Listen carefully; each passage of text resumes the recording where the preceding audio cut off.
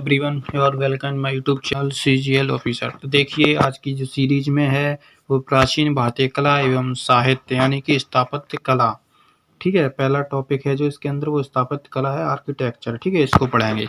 देखिए पहला प्रश्न क्या है कि निम्नलिखित में से किस गुप्त राजा ने नालंदा विश्वविद्यालय की स्थापना की थी।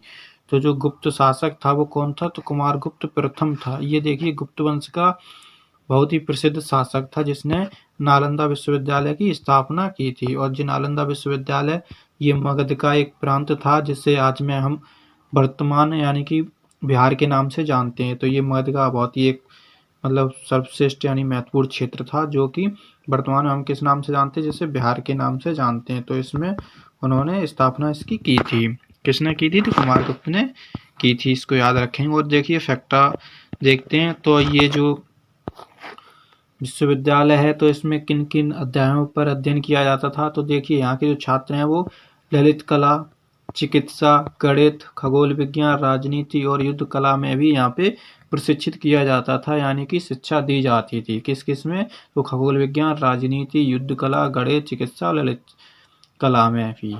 ठीक है, तो इसको याद रखेंगे कि नालंदा विश्वविद्यालय की स्थापना किसने की थी, तो वो कुमारगुप्त प्रथम ने की थी। ठीक है, और ये किस वंश के शासक थे, तो गुप्त वंश के ये शासक थे। ठीक है, नेक्स्ट क्वेश्चन देखिए।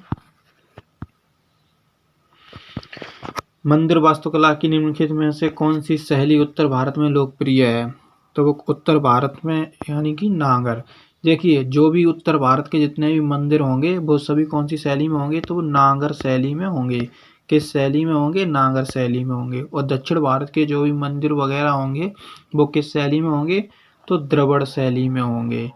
ठीक है, तो ये कौन सी साउथ यानी याद रखेंगे, नॉर्थ वाले में नागर, ना से नॉर्थ, ना से नागर। और दक्षिण में यानी दक्षिण में दा से द्रविड़। तो साउथ दक्षिण वाले साउथ वाले द्रविड़ शैली में होंगे। ठीक है, और देखिए अगर इस बात की इस कला का नाम किस तरीके से आया तो ये भी जानेंगे। देखिए सबसे पहले क्या हुआ, नगरों में सर्वप्रथम नगर में निर्माण होना शुरू हुआ। नगरों में निर्माण होना हुआ तो इसी के नाम पर नागर शैली की स्थापना हो गई, जो नागर शैली बोलने लगे। तो उत्तर भारत में जो भी मंदिर हैं उनको नागर शैली में बताया जाता है और दक्षिण भारत को द्रविड़ शैली में बताया जाता है। ठीक है, और दक्षिण और यानी द्रविड़ और नागर शैली दोनों का मिश्रण हो तो उसे बेसर शैली कहते हैं। ठीक है, तो इसको याद रखेंगे। नेक्स्ट क्वेश्चन देखिए।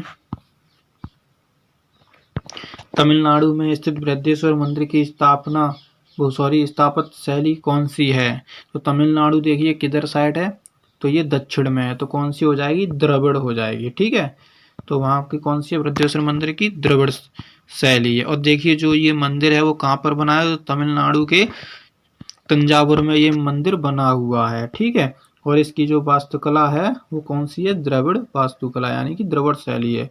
और ये जो मंदिर देखिए वो कावेरी नदी के तट पर बना हुआ है।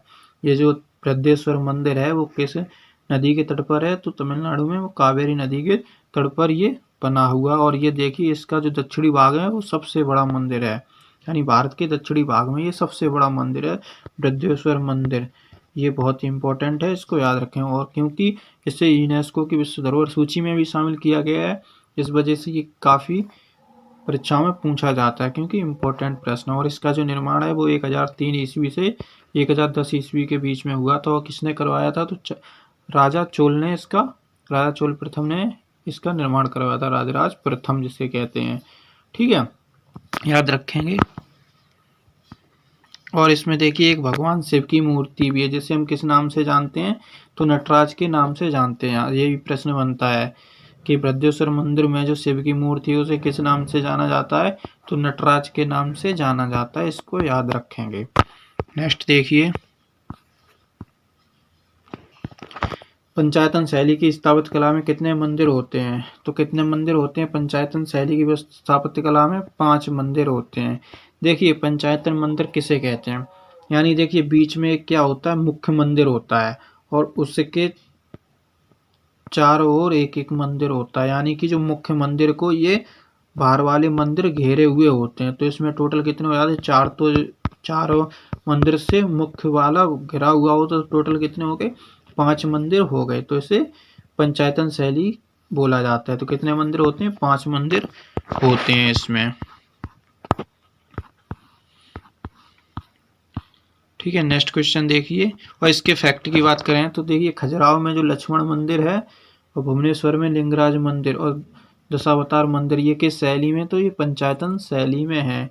याद रखेंगे, जो लक्ष्मण मंदिर है वो खजुराहो में, खजुराहो मतलब कि मध्य प्रदेश में, और लिंगराज मंदिर भुवनेश्वर यानी कि उड़ीसा में लिंगराज मंदिर, और दशावतार मंदिर है जो अपने उत्तर प्रदेश में ही है। ठीक है, इसको याद रखेंगे। नेक्स्ट क्वेश्चन देखिए, निम्नलिखित में से कौन सा बौद्ध विश्वविद्यालय भारत के बिहार में स्थित है? तो वो नालंदा विश्वविद्यालय है जो कि बिहार में है। ठीक है, याद रखेंगे इसको। और किसने बनवाया था? तो राजा किसने? कुमारगुप्त प्रथम ने इसका निर्माण करवाया था। ठीक है,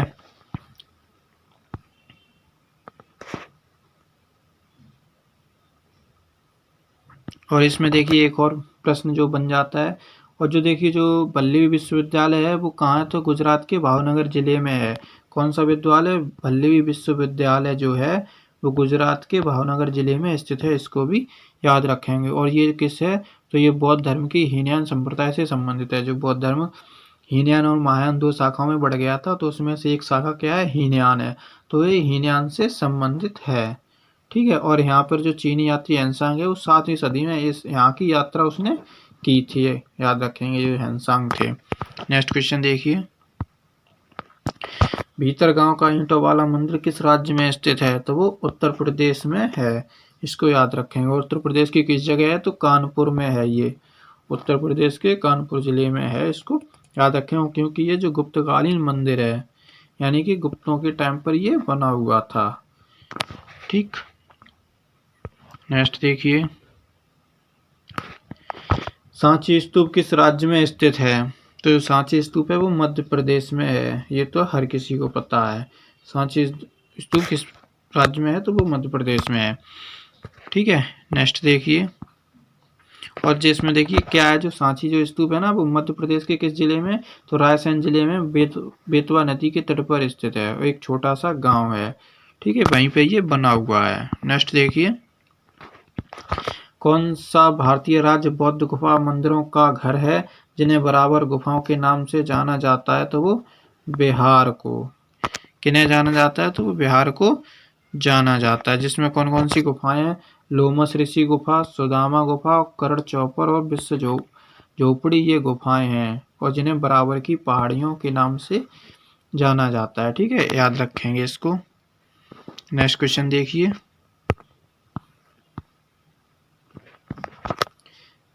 इस स्थित रावण फाड़ी गुफा पूर्वकालीन चालुक्य शैली स्थापित कला का एक उदाहरण है जो अपनी विशिष्ट मूर्ति कला शैली के लिए जानी जाती है। तो कौन सी है? तो कर्नाटक की है। तो इसका राइट आंसर क्या हो जाएगा? ऑप्शन डी इसका करेक्ट हो जाएगा। तो कर्नाटक की जो स्थित रावण फाड़ी गुफा है, ये कहाँ की है? तो कर्नाटक की है। ठीक है, नेक्स्ट क्वेश्चन देखिए,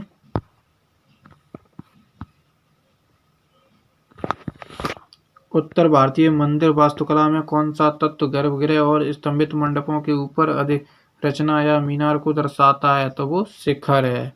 शिखर है वो किसको? मीनार को, यानी कि दर्शाता है, जो मैन होता है। ठीक, नेक्स्ट देखिए,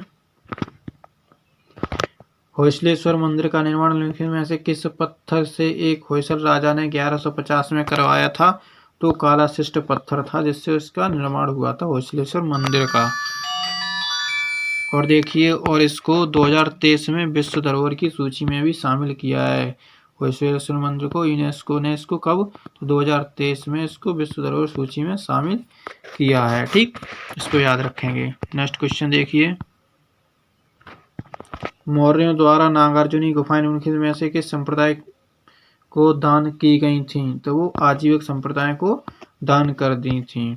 जो नागार्जुन गुफाएं हैं वो अशोक के द्वारा 3री शताब्दी इसमें बनवाई गई थी। बिहार में, बिहार का जिला है स्थित नागार्जुनी चट्टानों को काटकर करवाया गया था।